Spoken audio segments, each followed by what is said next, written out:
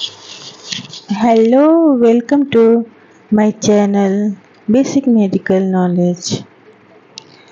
आज हम लोग मिडवाइफरी के प्रीवियस ईयर के क्वेश्चन करेंगे। Question number 1A, define pregnancy. Pregnancy की परिभाषा लिखनी है। Pregnancy is the condition in which a woman carries a developing embryo or fetus in her uterus womb from the time of fertilization until birth। Pregnancy क्या है? एक ऐसी condition है जिसमें एक जो वुमन होती है वो अपने यूट्रस में डेवलपिंग एम्ब्रॉयो या फीटस को जो है वो रखती है। ठीक है, कब तक रखती है, कब से कब तक? तो जब फर्टिलाइजेशन होता है, ठीक है, तब से लेकर के जन्म तक रखती है।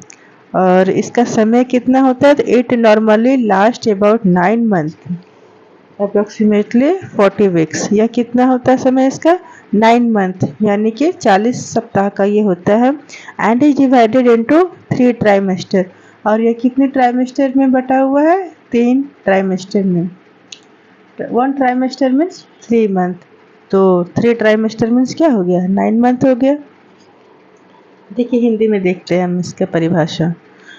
गर्भावस्था वह अवस्था है जिसमें किसी महिला के गर्भाशय में, ठीक है, निषेचन के बाद भ्रूण का विकास होता है। ठीक है, और यह सामान्यतः लगभग 9 महीने लगभग यानी कि 40 सप्ताह तक रहती है। और इसे 3 तिमाहियों में विभाजित किया जाता है। तिमाही का मतलब आप लोग समझ रहे हैं, यानी कि 3 महीने। तो 3 महीने में हमारा कितना हो गया? 9 महीने हो गया टोटल। फिर question number 1B, what are the sign and symptoms of pregnancy. Pregnancy के साइन और सिम्टम क्या होते, क्या चिन्ह होते हैं? तो जो प्रेगनेंसी या गर्भावस्था जो है उसको क्या चिन्ह होते हैं बताना है। तो उसके लक्षण के आधार पे, ठीक है, प्रेगनेंसी जो है ना उसके लक्षण के आधार पे इसे 3 भागों में बांटा गया है, उसके लक्षणों को, उसके सिम्टम्स को, है ना। तो 3 भाग में बांट करके देखा गया उनके 3 भाग में। जैसे कि एक है ना प्रीजम्पटिव साइन हो गया। प्रीजम्पटिव साइन को संभावित लक्षण कहते हैं जो महिला स्वयं महसूस करती है। प्रीजम्पटिव साइन क्या होता है? महिला स्वयं महसूस करती है। जैसे कि महिला को जब भी कोई कंसीव होती है, ठीक है, तो वो क्या होता है, उससे बहुत ही उल्ट सुना होगा आप लोगों ने सबसे पहले कि उसका पीरियड मिस हो जाता है। ठीक है, यानी कि उस पीरियड मिस होने को क्या कहते हैं हम लोग? एमेनोरिया कहते हैं। ठीक है, फिर नोजिया एंड वॉमिटिंग। सुबह सुबह जो है क्या होता है उन्हें? हाँ, नोजिया और वॉमिटिंग होता है, उल्टी जैसा महसूस होगा या फिर उल्टी हो भी जाती है। तो इसलिए चूँकि ये सुबह में होता है इसलिए मॉर्निंग सिकनेस बोलते हैं, क्योंकि ये सुबह सुबह जो है उल्टी होने के कारण उससे बहुत ही वीकनेस फील होता है। ठीक है, इसलिए इसे मॉर्निंग सिकनेस भी कहते हैं। फिर ब्रेस्ट चेंजेस, ब्रेस्ट में भी बदलाव आता है। ठीक है, तो कैसे बदलाव, किस तरह के बदलाव आते हैं? तो टेंडरनेस, इनलार्जमेंट, डार्केनिंग ऑफ एरियोला। ठीक है, मतलब कि स्तन जो होते हैं ना वो तने हुए हो जाते हैं, बड़े हो जाते हैं। ठीक है, भारी भारी सा महसूस होगा। इस तरह से हमारा है। और क्या क्या होता है? तो फ्रीक्वेंट यूरिनेशन, यानी कि तुरंत तुरंत पेशाब लगना, है ना, तुरंत तुरंत मूत्र त्यागने की इच्छा होना। फिर है फैटिग, यानी कि थकान, बहुत जल्दी ही महिला थक जाती है। क्विकेनिंग, क्विकेनिंग क्या होता है? तो जब फीटस जो है गर्भ में मूवमेंट करता है तो हम कहते हैं ना कि बच्चे ने सुना होगा कि बच्चे ने लात मारी, तो वो मूवमेंट करता है, बच्चा मूवमेंट करता है तो मदर उसे फील करती है, तो उसे लगता है कि बच्चे ने लात मारी है। ठीक है, क्वेश्चन नंबर सॉरी, अब हमारा जो दूसरा है जो साइन प्रोबेबल साइन है, तो उस साइन के अनुसार देखते हैं। ठीक है, तो प्रोबेबल साइन जो है वो एग्जामिनर के द्वारा ऑब्जर्व किया जाता है, जैसे कि गर्भाशय का बढ़ना, इनलार्ज यूट्रस। ठीक है, तो सामने वाला जो देखता है कहता है ना कि हाँ ये महिला, दूर से ही कोई भी कह सकता है कि ये महिला गर्भवती है, उसका पेट बढ़ा हुआ है, गर्भाशय मीन्स कि बढ़ा हुआ है, तो कोई भी कह सकते हैं कि बढ़ आपका ये ये महिला प्रेग्नेंट हो सकती है। और फिर उसको और कंफर्म करने के लिए क्या करते हैं हम लोग, तो उसका जो urine test, urine pregnancy test होता है। ठीक है, तो जिसमें हम, या फिर ब्लड टेस्ट भी होता है, तो उसमें मेन क्या देखा जाता है कि, तो उसमें बस यही देखा जाता है कि जो एचसीजी है वो पॉजिटिव है कि नहीं। अगर वो पॉजिटिव मतलब वो अगर इंक्रीज करता है, ठीक है, ब्लड या यूरिन में, तो आपको जो है जो टेस्ट किया गया है यूरिन या ब्लड टेस्ट, वो पॉजिटिव आएगा। ठीक है, तो जिससे पता चल जाता है कि हाँ महिला जो है प्रेग्नेंट है। फिर है गर्भाशय ग्रीवा का मुलायम होना, जिसको कि गुडेल साइन बोलते हैं। गर्भाशय ग्रीवा का मतलब क्या हो, सर्विक्स। ठीक है, तो सर्विक्स जो है वो क्या हो जाता है, सॉफ्ट हो जाता है। गुडेल साइन क्या है, तो सर्विक्स का सॉफ्ट हो जाना। तो इस अवस्था में जब वो प्रेग्नेंट होती है तो उस समय क्या होता है, सर्विक्स जो है सॉफ्ट होने लगता है। फिर है चैडविक साइन। चैडविक साइन किसे कहते हैं, तो bluish colour of cervix. Cervix जो है ना, और जो वेजाइना है, ठीक है, यानी कि जो गर्भाशय ग्रीवा है या फिर जो योनि है वो कैसा होता है, नीला पड़ने लगता है। फिर है ब्रैक्सटन हिक्स कॉन्ट्रैक्शन, यानी कि कभी कभी हो सकता है कि झूठा प्रसव दर्द हो। अब बच्चा का जैसे जैसे वजन बढ़ते जाता है तो उसे थोड़ा सा उसको जो है ना दर्द महसूस होता है, तो उसे लगता है कि हाँ ये प्रसव का दर्द हो सकता है। तो उस दर्द को क्या बोलते हैं, ब्रैक्सटन हिक्स कॉन्ट्रैक्शन, यानी कि झूठा प्रसव दर्द हो सकता है। फिर है तीसरा पॉजिटिव साइंस। तो पॉजिटिव साइन जो होता है वो श्योर साइन ऑफ प्रेगनेंसी है। तो देखिए इसमें क्या करते हैं, तो foetal heart sound heard by Doppler या फिर स्टेटोस्कोप या फिर फीटोस्कोप है ना, इन सब की मदद से हम धड़कन हार्ट साउंड सुनते हैं। ठीक है, भ्रूण की हृदय की धड़कन जो है वो सुनाई देती है, किसकी मदद से, डॉपलर या फिर फीटोस्कोप और स्टेटोस्कोप की मदद से सुनते हैं। फिर है fetal movement felt by examiner, जो जांच करता है उसके द्वारा भी महसूस होता है कि फीटल मूवमेंट हो रहा है या नहीं हो रहा है। फिर फीटल सीन ऑन अल्ट्रासाउंड, और जब अल्ट्रासाउंड किया जाता है तो फीटस जो है वहाँ दिखाई देता है, यानी कि भ्रूण वहाँ पर दिखाई देगा। ठीक है, अब हमारा क्वेश्चन नंबर 1C है। तो क्वेश्चन नंबर 1C जो है क्या क्वेश्चन कह रहा है, write down the minor disorders of pregnancy, explain any one disorder in detail. तो देखिए पूछा जा रहा है कि गर्भावस्था में जो है ना कौन कौन से डिसऑर्डर है, माइनर डिसऑर्डर। ठीक है, विकार कौन से हैं, सामान्य विकार जो है कौन कौन से होते हैं, तो उन्हें लिखना है। तो देखिए माइनर डिसऑर्डर्स ऑफ प्रेगनेंसी, गर्भावस्था के सामान्य विकार। तो सबसे पहले तो आप लोग बहुत लोग सुने होंगे कि जो भी प्रेग्नेंट होती है तो उसे उल्टी जैसा महसूस होता है कि सुबह सुबह, या फिर उसे उल्टी हो भी जाती है, यानी वही morning sickness, nausea and vomiting, या फिर मतली और उल्टी। सेकंड है हमारा हार्ट बर्न, यानी कि सीने में जलन हो सकता है, कॉन्स्टिपेशन कब्ज हो सकता है, फ्रीक्वेंट यूरिनेशन बार बार पेशाब आ सकता है, बैक एक पीठ दर्द, लेग क्रैम्प पैरों में ऐंठन हो सकती है, वेरिकोस वेन्स हो सकता है। ठीक है, यानी कि जो वेन है पूरा उभरा हुआ दिखाई देगा। ठीक है, फिर एडिमा सूजन हो जाएंगे, ठीक है, पैरों में सूजन ज़्यादातर दिखाई देता है ना।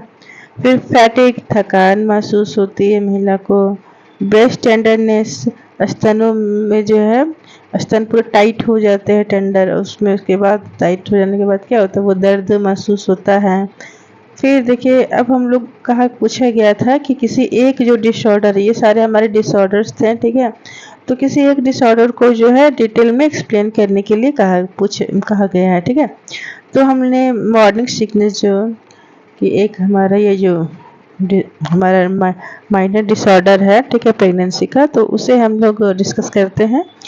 तो मॉर्निंग सिकनेस देखिए क्या है। Morning sickness is nausea and vomiting that occur during early pregnancy specially in the morning. क्या होता है morning sickness? Morning sickness nausea और वॉमिटिंग है, ठीक है, जो कब होता है अर्ली प्रेगनेंसी में, यानी कि शुरुआती जब प्रेगनेंसी जब महिला जब है 3 महीने तक ये ज़्यादातर होता है, ठीक है, फर्स्ट ट्राइमेस्टर में ये ज़्यादा देखा गया है, स्पेशली इन द मॉर्निंग। खासकर कब होता है ये? सुबह सुबह ये ज़्यादा होता है ना। गर्भावस्था के शुरुआती महीनों में विशेषकर सुबह के समय मतली और उल्टी होना मॉर्निंग सिकनेस कहलाता है। यह गर्भावस्था का सामान्य विकार है, ठीक है, और आमतौर पर पहले 3 महीनों में अधिक होता है। देखिए तो ये जो हो रहा है, ठीक है, मॉर्निंग सिकनेस, तो इसके काउजेस क्या हो सकते हैं? तो इसके काउजेस एक ये हो सकते हैं कि increase in SCG and oestrogen, यानी कि एससीजी और एस्ट्रोजन हार्मोन जो है उसमें वृद्धि हो जाती है, इस कारण से जो है ना उस मतली या फिर उल्टी होती है, ठीक है। फिर है एम्प्टी स्टमक, यानी कि खाली पेट, ये भी एक कारण हो सकता है, क्योंकि सुबह सुबह महिला का पेट खाली हो जाता है, तो ये भी एक कारण हो सकता है। फिर स्ट्रॉन्ग स्मेल और सर्टेन फूड, मतलब कि तेज गंध या कुछ खास भोजन से उल्टी हो सकती है।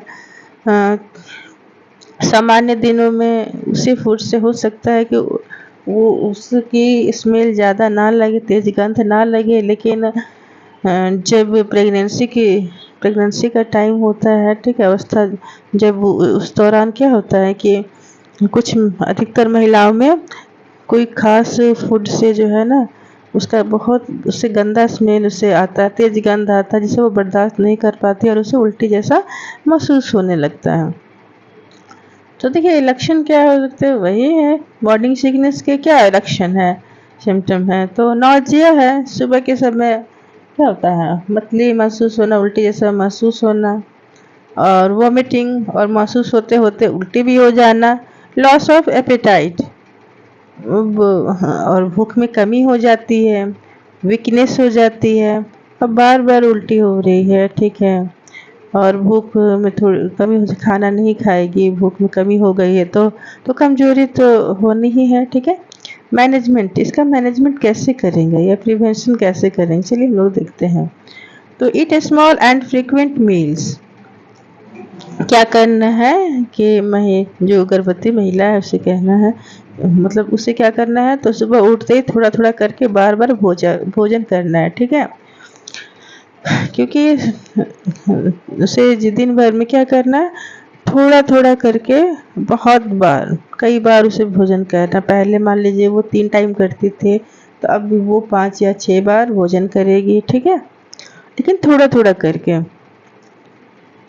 ईट dry fruits like biscuit in the morning, जैसे सुबह उठी है तो भारी भोजन में हल्का सा कुछ जो है ना सूखा जो है भोजन, जैसे कि बिस्किट हो गया या टोस्ट है, ये सब खा लेगी तो उल्टी जैसा महसूस जो है ना उससे थोड़ा सा कम लगने लगे शायद। फिर अवॉइड स्ट्रॉन्ग स्मेल्स, जिन फूड से उन्हें जो है तेज गंध आता है, ठीक है, स्मेल आता है, तो वैसे फूड से उसे बचना चाहिए, ठीक है। तेज गंध वाले जो भोजन है महिला को उस भोजन से बचना है। ड्रिंक प्लेंटी ऑफ फ्लूइड्स, और पर्याप्त मात्रा में क्या करने करेगी वो तरल पदार्थ लेगी, ठीक है, चाहे वो पानी हो या किसी भी जूस हो, ठीक है, या और भी कोई तरल दूध हो, कुछ भी हो, तरल पदार्थ का सेवन वो ज़्यादा करेगी। देखिए तो एक ये डिसऑर्डर हो गया, हमने एक्सप्लेन कर दिया। और एक ऐसे तो पूछा गया एक ही डिसऑर्डर, ठीक है, कि एक्सप्लेन करना है डिटेल से, लेकिन एक बार और हम लोग देख लेते हैं हार्टबर्न को कि वो क्या है। तो सीने में जलन, हार्टबर्न क्या होता है, सीने में जलन। Heartburn is a burning sensation, heartburn क्या है, एक बर्निंग सेंसेशन है इन द चेस्ट। कहाँ होता है ये बर्निंग सेंसेशन, तो चेस्ट में होता है, काउज्ड बाय स्टोमक एसिड। क्यों होता है, तो स्टोमक के जो एसिड है उसके कारण होता है। Moving up into the oesophagus, जो क्या होता है, जो स्टमक में जो एसिड है वो मूव करके कहाँ चले जाते हैं, इसोफेगस में चले जाते हैं, ठीक है।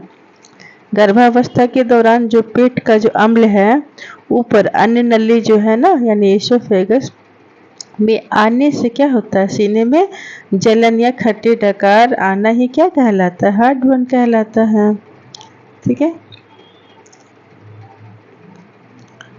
देखिए इसके कारण क्या हो सकते हैं, तो हार्टबर्न के कारण जो है हार्मोनल चेंजेस, यानी गर्भावस्था में हार्मोनल परिवर्तन हो सकता है। Pressure of growing uterus on the stomach, बढ़ते हुए गर्भाशय का जो है ना पेट पर दबाव।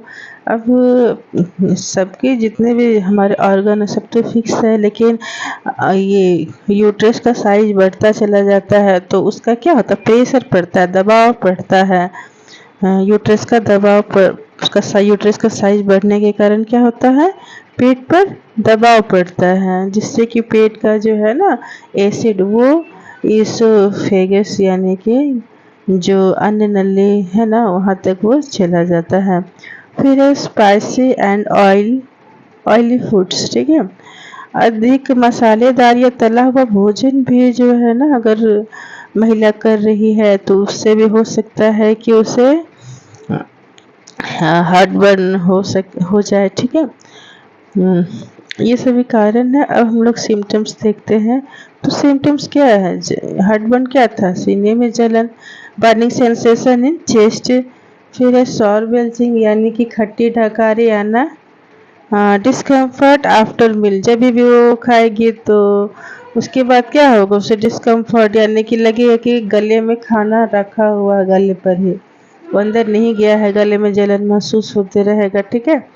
फिर ये मैनेजमेंट यानी कि प्रबंधन, इसका प्रबंधन हम क्या कैसे कर सकते हैं, तो वैसे जैसे हमने ऊपर देखा था मॉर्निंग सिकनेस में, तो ईट स्मॉल मील्स, थोड़ा थोड़ा करके भोजन करना है। Avoid spicy and fatty foods, तला एवं मसालेदार भोजन को कम करना है। Do not lie down immediately after eating, जैसे ही खाना खाई है तुरंत नहीं सुलाना है, ठीक है। स्लीप विथ हेड एलिवेटेड, और सोते समय सिर को थोड़ा सा ऊंचा रखकर सोना है, ठीक है। तो इस तरह से करने से क्या होगा कि हार्टबर्न से होने से बचा जा सकता है गर्भावस्था के दौरान। अब question number 2A, define ovulation, ठीक है। तो ओवुलेशन की परिभाषा पूछी जा रही है।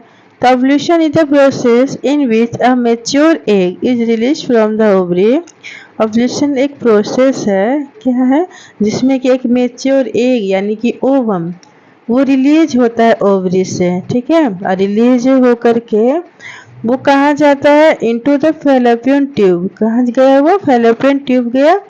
Usually around the 14 day of menstrual cycle, जो मेंस्ट्रुअल साइकिल है ना वो हमेशा नहीं जाता है, कब जाता है, तो मेंस्ट्रुअल साइकिल जो है उसके 14वें दिन जो है वो जाता है, ठीक है। 14 सामान्यतः जो है ना वो 14वें दिन वो जाता है। वेयर इट में भी फर्टिलाइज, जहाँ की वो क्या होता है, फैलोपियन ट्यूब में जाने के बाद वो स्पर्म के द्वारा फर्टिलाइज हो जाता है, ओके। तो हिंदी में देखिए क्या ऐसे कह सकते हैं, अंडोत्सर्जन, ओवुलेशन को हिंदी में क्या बोलते हैं, अंडोत्सर्जन, ठीक है। तो वह प्रक्रिया है जिसमें अंडाशय यानी कि ओवरी से एक परिपक्व अंडा यानी कि ओवम निकलकर फैलोपियन ट्यूब में पहुंचता है। यह प्रक्रिया सामान्यतः मासिक धर्म चक्र के लगभग 14वें दिन होती है, जहां अंडा शुक्राणु द्वारा निषेचित हो सकता है, ठीक है। अब देखिए हम लोग जो ओवल्यूशन है उसके फॉर्मूला को देखते हैं। तो हमने कहा कि सामान्यतः 14वें दिन, ठीक है, जो कि एग निकलता है, ठीक है, ओवरी से और फिलिपिन ट्यूब तक पहुंचता है, लेकिन ज़रूरी नहीं है कि सभी के 14वां दिन ही ओवल्यूशन हो, ठीक है। तो उसको हम लोग कैसे निकालते हैं? तो ओवल्यूशन डे का फॉर्मूला होता है length of menstrual cycle minus 14 days, ठीक है, length of menstrual cycle minus 14 days. देखिए किसी का मेंस्ट्रुअल साइकिल हो सकता है 28 डेज का हो, किसी का हो सकता है कि 30 डेज का हो, किसी का 35 डेज का हो। तो जिसका जैसे है तो वैसे होता है। जैसे कि यहीं पर हम लोग उदाहरण के साथ समझते हैं। If the length of menstrual cycle, अगर जो मेंस्ट्रुअल साइकिल का जो लेंथ है वो 28 डेज का है, तो ओवल्यूशन डे हमें निकालना तो कैसे होगा? 28 माइनस 14 हो गया, तो यानी कि 14th डे जो हुआ मेंस्ट्रुअल साइकिल से जो 14वां दिन होगा वही क्या होगा? ओवल्यूशन डे होगा। ओके, फिर है एक और एग्जांपल हम देखते हैं। If the length of menstrual cycle, अगर मेंस्ट्रुअल साइकिल का जो लेंथ है 35 डे है, तब क्या होगा ओवल्यूशन डे? तो 35 में से 14 हमने घटाया तो कितना हुआ? 21, यानी कि 21st जो है डे, यानी कि जो हमारा मेंस्ट्रुअल साइकिल है, महिला का जो मेंस्ट्रुअल साइकिल है उसके 21वें दिन जो है ओवल्यूशन होगा, ठीक है। तो इस पर डिपेंड करता है, महिला के मेंस्ट्रुअल साइकिल की जो लेंथ है उस पर डिपेंड करता है ओवल्यूशन डे, ठीक है। आई होप आप लोग समझ गए होंगे। क्वेश्चन नंबर 2 बी, क्वेश्चन क्या पूछा जा रहा है? Explain the process of conception and development of fertilised ovum. पूछा जा रहा है कि कंसेप्शन यानी कि गर्भाधान, ठीक है, तो गर्भाधान की क्या प्रक्रिया है? तो देखिए कंसेप्शन पहले क्या है उसे हम उसे एक्सप्लेन करना है, ठीक है। तो और डेवलपमेंट कैसे होता है फर्टिलाइज ओवम, उसको भी करना है। तो देखिए कॉन्सेप्शन क्या है? Conception is the process in which a male sperm fertilises a female ovum. Conception क्या है? कि ऐसी प्रक्रिया है जिसमें कि एक मेल स्पर्म जो है ना वो फीमेल ओवम को, ठीक है, क्या करता है? वो फर्टिलाइज करता है, निषेचित करता है और फॉर्म ए जायगोट, उसे जो है जायगोट का रूप देता है, which later develops into a baby, जो कि बाद में जाकर विकसित होकर के क्या बनता है? बेबी बनता है, शिशु बनता है। It usually happens in Philippine tube, और यह जो है कहाँ होता है यूजुअली? तो फिलिपिन ट्यूब में होता है, ठीक है। जब पुरुष का शुक्राणु यानी कि स्पर्म स्त्री के अंडाणु यानी कि ओवम से मिलकर निषेचन करता है और युग्मज यानी कि जाइगोट बनता है, तो इस प्रक्रिया को क्या बोलते हैं? गर्भाधान कहते हैं। और यह प्रक्रिया सामान्यतः कहाँ होती है? फैलोपियन ट्यूब में होती है। अब देखिए स्टेप्स, जो कॉन्सेप्शन है तो उसके स्टेप को देखते हैं हम। तो पहला स्टेप जो है ना कॉन्सेप्शन का कि ओवुलेशन होता है, यानी कि अंडोत्सर्जन, अंडा का बनना, समझे। During the menstrual cycle one mature ovum is released from the ovary. The ovum enters the fallopian tube and remains alive for 24 hours. देखिए जो मेंस्ट्रुअल साइकिल जो 28 डेज या जो भी है, ठीक है, तो इसी दौरान क्या होता है ना, जो बताया कि हमने ओवुलेशन डे उधर बताया था कि 14वें दिन या फिर जो भी किसी का 21वें दिन था ना, तो उसी तरह से तो मासिक धर्म के ये दौरान जो है अंडाशय से जो है ना क्या होता है कि एक परिपक्व अंडाणु निकलता है और फैलोपियन ट्यूब में पहुंचता है। अंडाणु लगभग 24 घंटे तक जीवित रहता है, जहाँ अंडाणु क्या है 24 घंटे तक जीवित रहता है। सेकेंड स्टेप है स्पर्म एंट्री। फिलिपियन ट्यूब में वो इंतजार कर रहा है, ठीक है, स्पर्म का, जहाँ क्या होता है कि अंडाणु जो है यानी कि ओवम जो है स्पर्म का इंतजार करता है। तो स्पर्म सेकेंड स्टेप है स्पर्म की एंट्री, शुक्राणुओं का प्रवेश ड्यूरिंग सेक्सुअल इंटरकोर्स के दौरान क्या होता है, millions of sperm are released into the vagina. Sperm travels through the cervix, uterus, fallopian tube. Intercourse जब सेक्सुअल इंटरकोर्स होता है, ठीक है, तो उस दौरान क्या होता है, मिलियंस ऑफ स्पर्म जो है वो वेजाइना में रिलीज किए जाते हैं, ठीक है, छोड़े जाते हैं। तो और वो तब क्या होता है, वो जो स्पर्म है ना ट्रैवल करते हैं। कैसे ट्रैवल करते हैं, पहले सर्विक्स में गए, फिर यूट्रस में, फिर फैलोपियन ट्यूब में, इस तरह से वो ट्रैवल करते हैं। तो वही चीज़ें हैं, हिंदी में लिखा है। संभोग के समय पुरुष के लाखों, ठीक है, शुक्राणु स्त्री के योनि में प्रवेश करते हैं और गर्भाशय ग्रीवा, उसके बाद फिर गर्भाशय में फिर फैलोपियन ट्यूब तक पहुंचते हैं। अब तीसरा स्टेप कॉन्सेप्शन का, फर्टिलाइजेशन यानी कि निषेचन। One sperm penetrates the ovum in the fallopian tube. The nuclei of the sperm and ovum fuse together. This forms a zygote. देखिए वहाँ तक लाखों जो है ना स्पर्म एंट्री की वेजाइना में, फीमेल के वेजाइना में छोड़े गए थे, लेकिन उनमें से कोई एक ही जो स्पर्म होता है ना, वो जो है कि उस ओवम को जो है पेंट्रेट कर पाता है फैलोपियन ट्यूब में, ठीक है। द न्यूक्लियाई, उसके बाद पेंट्रेट करने के बाद क्या होता है, भेदन कर पाता है, जिससे कि उसके बाद क्या होता है कि स्पर्म और ओवम का जो है ना न्यूक्लियाई यानी कि जो उसका नाभिक है, दोनों एक साथ मिल करके एक साथ मिल जाते हैं, मिल करके फिर हमारा जाइगोट तैयार करते हैं। फैलोपियन ट्यूब में एक शुक्राणु अंडे को भेदता है, दोनों के नाभिक मिलकर क्या कह रहे हैं, युग्मज बनाते हैं। अब चौथा स्टेप है सेल डिवीजन, ठीक है, वहाँ तक भेदन हुआ, उसके बाद युग्मज बनाया। अब चौथा स्टेप क्या, सेल डिवीजन यानी कोशिका विभाजन होता है।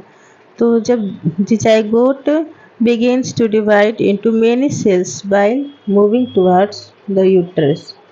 जाइगोट जो है ना यहाँ पर मतलब क्या करता है, अपने आप को डिवाइड करने लगता है बहुत सारे सेल्स में, और सेल्स में डिवाइड करते हुए वो क्या करता है, मूव करता है। किसकी तरफ मूव करता है, तो यूट्रस की तरफ वो मूव करता हुआ जाता है, ठीक है। It forms a structure called morula and then blastocyst. सबसे पहले जो स्ट्रक्चर जो बनाता है तो उस स्ट्रक्चर को मोरूला कहते हैं, फिर आगे जो है वही स्ट्रक्चर फिर क्या कहलाता है, ब्लास्टोसिस्ट कहलाता है, ठीक है। युग्मज जो है ना गर्भाशय की ओर बढ़ते हुए कई कोशिका विभाजित होने लगता है, इसे मोरूला कहते हैं, और बाद में ब्लास्टोसिस्ट बनता है, ठीक है। अब देखिए इम्प्लांटेशन, मूव कर रहा था यूट्रस की ओर फैलोपियन ट्यूब से, जो है ना वो मूव किधर कर रहा है, फैलोपियन ट्यूब से जो है वो यूट्रस की ओर मूव कर रहा है। तो अब उसका देखते हैं इम्प्लांटेशन यानी आरोपण, वहाँ जाकर ये आरोपण होगा, इम्प्लांट होगा। अबाउट 6 to 7 days, मतलब 6 से 7 दिन में लगभग, आफ्टर फर्टिलाइजेशन के 6 से 7 दिन में। द ब्लास्टोसिस्ट, जो ब्लास्टोसिस्ट जो हो गया है ना, बन गया है वो, ठीक है, सेल डिवीजन होने के बाद, तो attaches to the wall of the uterus. वो क्या होता है कि यूट्रस का जो वॉल है ना, एंडोमेट्रियम, उस पर क्या होता है, वो चिपक जाता है, ठीक है, ठीक है। This process is called implantation. और यही प्रोसेस जो चिपकने का जो प्रोसेस है ये, ठीक है, तो यही हमारा क्या कहलाता है, इम्प्लांटेशन। निषेचन के लगभग 6 से 7 दिन बाद ब्लास्टोसिस्ट जो है गर्भाशय की अंदरूनी परत, गर्भाशय का अंदरूनी परत क्या होता है, एंडोमेट्रियम, तो उसमें चिपक जाता है, इससे क्या कहते हैं, आरोपण कहते हैं। अब है छठा स्टेप कॉन्सेप्शन का, तो क्या है, तो गर्भाधान का छठा स्टेप, गर्भाधान जो है यानी कॉन्सेप्शन का जो है छठा स्टेप क्या है, बिगनिंग ऑफ प्रेगनेंसी। अब जब वहाँ पर इम्प्लांट हो चुका है तो यानी कि गर्भावस्था की शुरुआत हो चुकी है। After implantation the embryo starts growing and developing. Implantation के बाद क्या हो रहा है कि एम्ब्रॉयो जो है ना वो ग्रो कर रहा है और डेवलप हो रहा है, ठीक है, इसका विकास हो रहा है। The placenta and membranes begin to form to nourish and protect the baby. और क्या होता है, प्लेसेंटा और जो मेम्ब्रेन है ना वो सब बनना शुरू हो जाता है ताकि बच्चे को जो है वो नॉरिश और सुरक्षा प्रदान कर सके, ठीक है। देखिए, आरोपण के बाद भ्रूण का विकास शुरू हो जाता है और प्लेसेंटा बनना शुरू होता है जो कि भ्रूण को क्या है, पोषण और ऑक्सीजन देता है।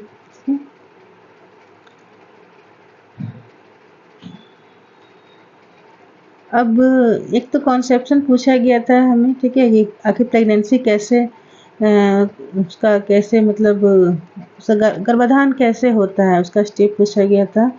अब इसमें एक और क्वेश्चन था डेवलपमेंट की, जो निषेचित जो अंडाणु है उसका विकास कैसे होता है। तो जिस तरह से कॉन्सेप्शन में स्टेप था सेम वैसा स्टेप इसमें भी है। पहला स्टेप है हमारा फर्टिलाइजेशन यानी कि निषेचन। During ovulation the ovum is release from the ovary. Ovulation के दौरान क्या होता है, ओवरी से जो है ओवम रिलीज होता है, ठीक है। स्पर्म फ्रॉम द मेल, एक मेल जो है ना के द्वारा जो क्या होता है स्पर्म जो है रिलीज होता है,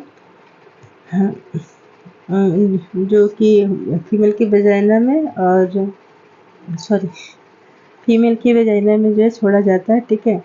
और क्या होता है the ovum in the fallopian tube, और ओवम जो कि फैलोपियन ट्यूब में है तो वहाँ पे वो क्या होते हैं वहाँ फ्यूजन होता है, स्पर्म और ओवम जो है उसका क्या होता है फ्यूजन होता है।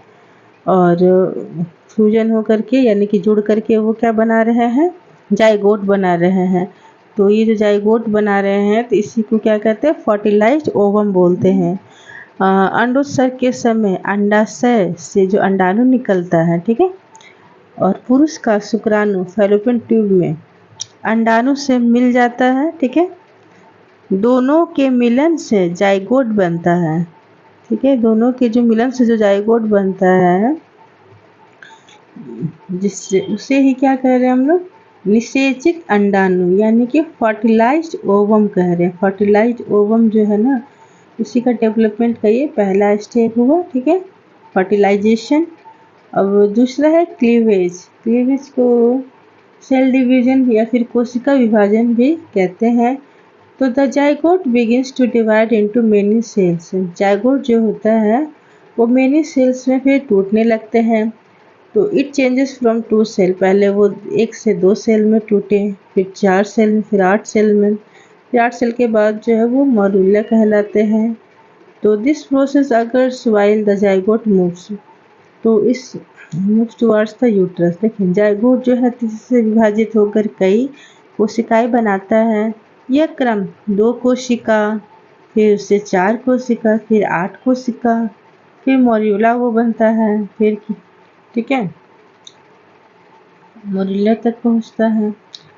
उसके बाद जो है हमारा तीसरा स्टेप, ठीक है, फर्टिलाइज्ड ओवम का जो है तीसरा स्टेप हमारा डेवलपमेंट। फर्टिलाइज्ड उसका जो तीसरा स्टेप क्या है, ब्लास्टोसिस्ट फॉर्मेशन। ब्लास्टोसिस्ट का जो है निर्माण। After about 4 to 5 days the morula become a blastocyst. देखिए 4 से 5 दिन के बाद जो है मोरुला जो था ना, मोरुला कब बन रहा था, 8 सेल के बाद जो है जो टूट रहा था, सेल डिवीजन हो रहा था, तो 8 सेल के बाद मोरुला बन रहा था, ठीक है।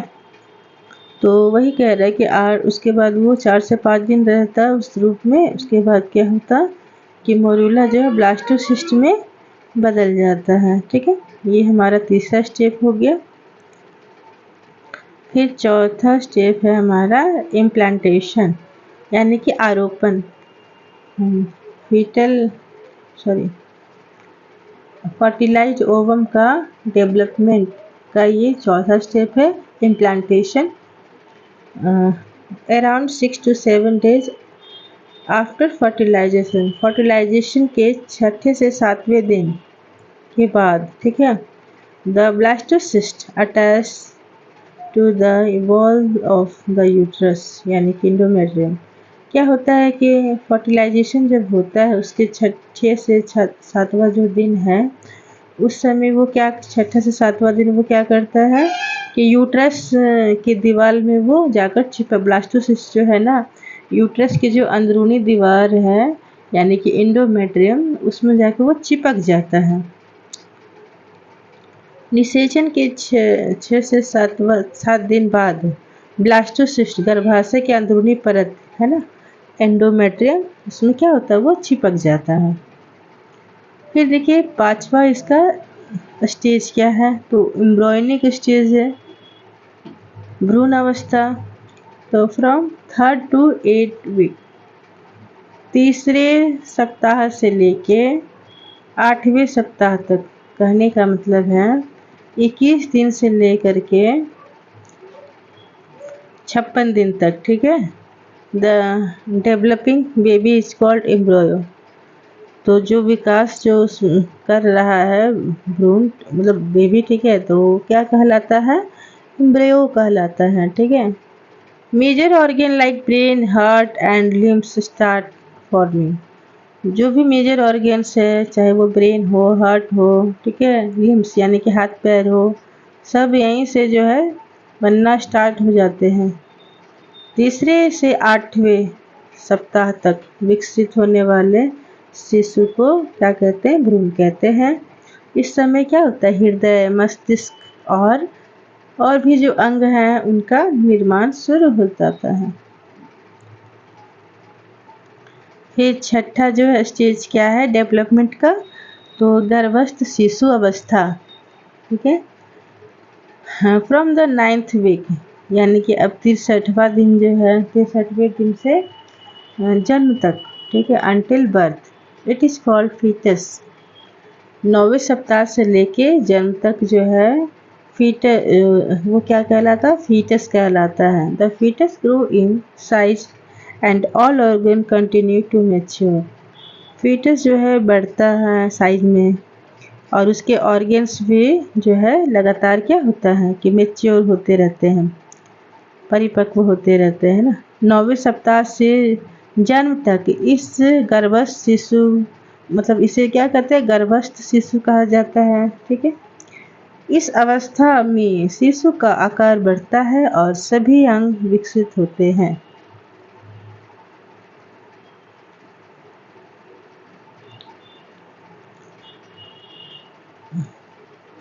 आज के लिए इतना ही। Thank you.